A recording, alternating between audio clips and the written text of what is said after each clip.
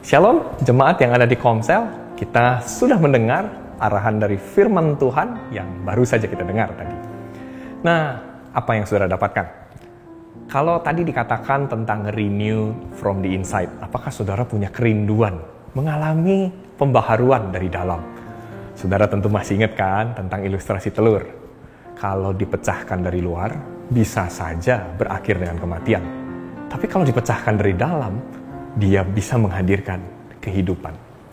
Nah, kita rindu sepanjang bulan Mei ini, kita membahas tentang committed to change. Ini adalah satu tantangan buat kita, bahwa kita harus terus nih mengalami perubahan. Kalau saudara dengarkan ya khotbah tadi itu, saudara akan bisa menangkap satu kata yang terus-menerus diulang, yaitu apa? Perubahan bukanlah instant, tapi gradually. Gradually artinya bertahap, berangsur-angsur. Saya suka sekali ya dengan catatan di dalam New Living Translation yang dikatakan tentang gradually growing. Jadi bertahap tapi menuju pada pertumbuhan yang baik. Nah, saudara, di kesempatan kali ini saya rindu supaya setiap Komsel boleh mempraktekkan renew from the inside. Caranya bagaimana? Yang pertama, saudaraku, kita mesti belajar untuk melihat hal-hal yang di luar untuk kita bereskan. Misalnya maksud saya begini, kan di dalam catatan itu atau di dalam firman yang tadi sudah disampaikan, kita melihat bahwa ada kata paid carefully attention. Paid carefully attention ini bicara tentang kita mesti memperhatikan dengan hati-hati, disiplin memandang. Kenapa? Karena godaannya adalah memandang yang bukan kebenaran firman Tuhan. Jadi sebenarnya yang membuat kita bisa ngalamin perubahan karena firman Tuhan itu, bukan karena usaha kita sebenarnya. Firman Tuhanlah yang mengubah setiap hidup kita ini. Nah, tugas kita adalah mengejar firman itu. Makanya dikatakan paid careful attention. Jadi transform terjadi ketika kita paid careful attention. Hal yang kedua, situ dikatakan tentang well been instructed. Ya. Nah, ini artinya apa, saudaraku ya? Been well instructed ini artinya kita mesti siap untuk diajar. Diajar sama apa? Diajar sama firman Tuhan. Jadi kalau kita gabungkan dua hal tadi, yang pertama bicara tentang kita mesti paid careful attention, berarti kita mesti fokus sama kebenaran firman Tuhannya. Yang kedua, kita mesti been well instructed. Been well instructed ya kita perlu terus-menerus diajar. Ada kata terus-menerus ya. Nah, saya mau tekankan begini, saudara, pada hari ini. Saudara masih rindu nggak untuk terus-menerus? Karena di dalam firman Tuhan ini bicara soal konsistensinya. Itu yang paling penting, saudaraku. Yang bisa membuat kita ngalamin sebuah terobosan yang besar atau benar-benar transform seperti yang dikatakan di dalam Roma 12 ayat yang kedua adalah terus-menerus. Saudara masih mau terus-menerus nggak mengalami firman Tuhan? Saudara masih mau terus-menerus nggak memaksa diri bangun lebih pagi dan membaca firman? Saudara mau terus-menerus nggak untuk membagikan kebenaran firman Tuhan kepada anggota-anggota Komsel saudara, kepada mentor saudara, kepada pemurid saudara, kepada orang-orang yang Anda muridkan? Saudara mau terus-menerus nggak? Ingat sekali lagi, kuncinya adalah terus-menerus. Di sini, saudara, saya ada gelas berisi air berwarna merah. Bagaimana caranya kita bisa membuat air berwarna merah ini menjadi jernih kembali, saudara? Air berwarna merah mungkin adalah gambaran kelemahan-kelemahan kita. Tapi firman Tuhan dikatakan sebagai air hidup, kata Yesus. Di sini ada air, ya, yang saya lambangkan sebagai firman Tuhan. Firman Tuhan mungkin kita bacanya begini. Nggak ada efeknya, saudara. Kenapa? Karena kita hanya membaca sedikit. Kita hanya merenungkan sedikit. Ya, kita mungkin sudah ngelihat di sini, sudah ngelihat ke sini. Ini udah paid careful attention, betul. Tetapi, saudaraku, ada prinsip yang kedua tadi, saudaraku. Been well instructed. Mesti diajarkan. Artinya apa? Ya, mesti disiram terus. Mesti disiram terus, saudaraku. Ya, masih merah. Ya. Terus mestinya bagaimana? Ya kita harus disiram terus. Sekali lagi konsisten terus-menerus. Mari kita buat dia jadi konsisten terus-menerus, saudaraku. Konsisten.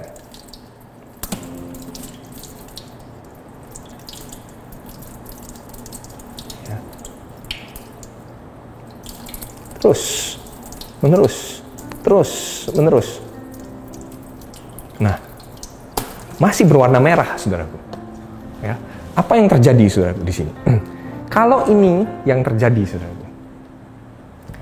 Kalau ini yang terjadi, maka apa? Kita sudah mulai lihat warnanya ada perubahan. Betul ya, saudara ya? Kita sudah lihat ada warna berubah dari yang tadinya merah begitu dalam menjadi merah yang seperti ini. Udah ada sedikit perubahan, tapi sudah berubah belum? Belum, saudaraku.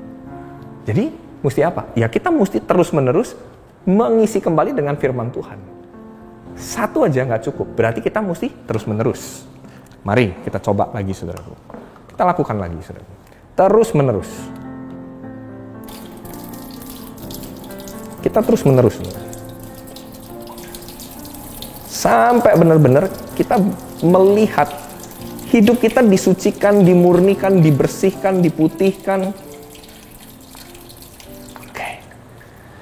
Saudara sudah melihat di sini warnanya sudah jauh lebih terang, saudaraku. Tapi masih ada kandungan sedikit, saudaraku, yang berwarna merahnya, saudaraku. Belum sempurna, saudaraku. Makanya Roma 12 ayat yang kedua dikatakan apa? Berubahlah oleh pembaharuan budimu supaya kamu mengerti kehendak Tuhan, apa yang baik, yang berkenan kepada Allah, dan yang sempurna. Artinya apa, saudaraku? Kita perlu sampai pada satu titik yang namanya kesempurnaan. Kita nggak boleh puas dengan hal seperti ini. Makanya di dalam khotbah minggu yang saudara dengarkan, ada poin yang ketiga. Dibilang apa? Jangan mengabaikan, jangan membiarkan. Kita jangan membiarkan udah kondisinya seperti ini. Artinya jangan cuma sekedar mudah puas. Kita mesti terus lagi sampai benar-benar kita mengalami satu hal yang suci, tabiat yang suci. Ya, di dalam Efesus 4 ayat yang ke-23 dikatakan bahwa kita ngalamin tabiat yang lurus, benar dan suci. Berarti apa? Perlu firman. Kita mesti isi lagi dengan firman, saudaraku, ya. Kita mesti isi lagi dengan firman. Terus isi lagi terus dengan firman. Sampai akhirnya dia benar-benar menjadi bersih, saudaraku. Inilah dia, saudaraku, kehidupan yang namanya transform, saudaraku. Saya rindu buat setiap kita hari ini, saudaraku. Kita benar-benar ngalamin sebuah perubahan yang dahsyat. Ya. Tujuannya satu, karena di dalam Activate kita perlu melukiskan, ada lukisan gambar Kristus. Nih. Ada gambar yang jernih yang bisa ditampilkan kepada orang-orang yang ada di sekitar kita, saudara. Nah, sekarang tinggal begini yang perlu kita diskusikan di dalam komsel. Apa-apa saja yang perlu kita disiplinkan hari ini? Kalau tadi saya katakan soal disiplin memandang, apakah kita masih punya kemampuan, masih punya kehausan untuk terus memandang kepada kebenaran? Apa yang harus kita lakukan? Coba kita buka sekarang Galatia 5, saudaraku. Di dalam Galatia 5, saudaraku, ya, firman Tuhan katakan begini, saudaraku. Galatia 5 ayat yang ke-16, saudaraku, sampai dengan ayat yang ke-26. Dikasih judul hidup menurut daging atau roh.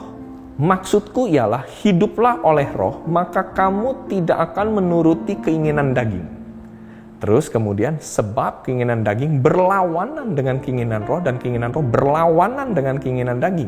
Karena keduanya bertentangan sehingga kamu setiap kali tidak melakukan apa yang kamu kehendaki. Saudara, disiplin pertama yang harus kita lakukan adalah disiplin hidup di dalam roh, disiplin dipimpin oleh roh, saudaraku. Saudara, kalau saudara perhatikan baik-baik ya di dalam khotbah minggu yang tadi saudara sudah dengarkan itu, saudara akan temukan, saudara, ya, bahwa transform itu bicara tentang dibaharui oleh roh dan pikiran. Berarti, saudaraku, bagaimana cara kita ngalamin pembaharuan roh ini, saudara? Kita mesti ikutin Galatia 5 ini, saudara. Dibaharui oleh roh, artinya dipimpin oleh roh. Dipimpin oleh roh, artinya kita belajar memikirkan hal-hal yang dari roh. Praktek nyata, saudaraku. Apa yang harus kita lakukan? Mari kita mempraktekkan hidup yang dipimpin oleh roh. Dengan cara apa? Dua hal. Paulus mengatakan menanggalkan, dan yang kedua, mengenakan. Menanggalkan artinya kita mesti buang hal-hal yang tidak berkenan. Nah, ini disiplin yang harus kita lakukan. Disiplin membuang. Kalau di dalam Roma 12 dikatakan do not be confirmed, ini artinya disiplin membuang. Buang yang apa? Di dalam ayat yang ke-19, perbuatan daging telah nyata, yaitu percabulan, kecemaran, hawa nafsu, dan seterusnya sampai akhirnya diakhiri dengan pesta pora. Saudara, mari kita belajar disiplin untuk membuang. Disiplin membuang hal-hal yang dimulai dari keinginan daging. Hal yang kedua adalah disiplin mengenakan. Disiplin mengenakan hal-hal yang baik. Di sini dikatakan buah roh. Kalau saudara dengarkan lagi dengan seksama, ya, firman yang tadi saudara sudah dengar, di firman hari Minggu tadi, ini bicara tentang apa? Di dalam New Living Translation Note dikatakan, hidupnya boleh merefleksikan gambaran buah roh. Gambaran buah roh yaitu apa? Kasih, sukacita, damai sejahtera, kesabaran, kemurahan, kebaikan, kesetiaan, kelemah lembutan, penguasaan diri. Realnya adalah begini. Coba saudara dalam komsel sekarang diskusikan.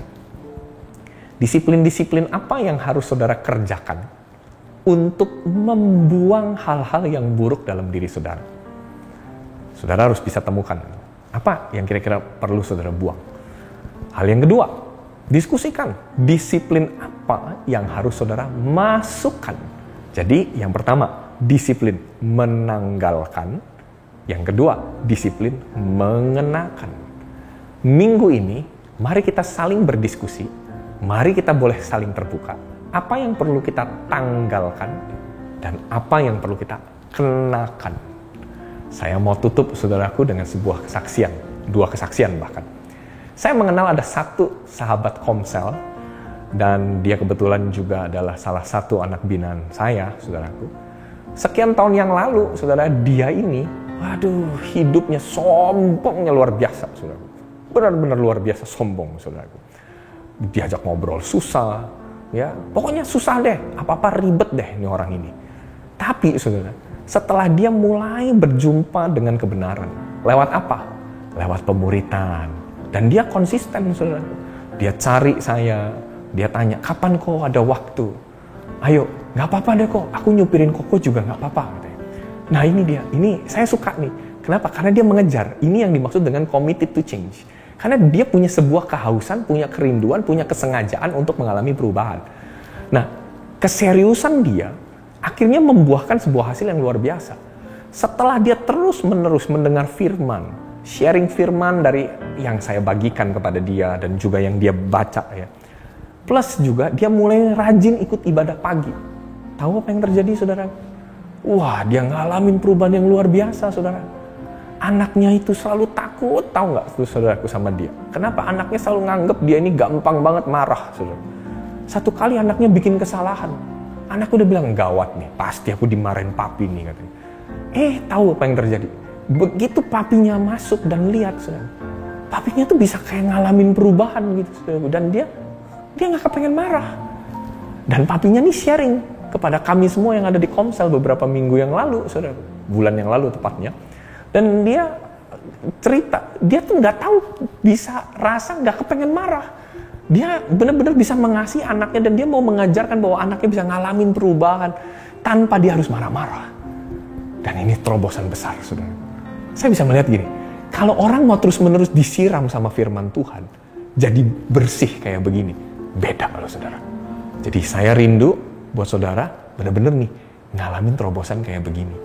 Terus-menerus punya disiplin untuk mengisi hidup saudara dengan firman Tuhan. Sama, orang yang kedua juga begitu. Dia punya keterikatan sama percabulan. Tapi dia komitmen terus, minta saya tiap hari, ingetin saya terus. Kok mana kok firman Tuhan?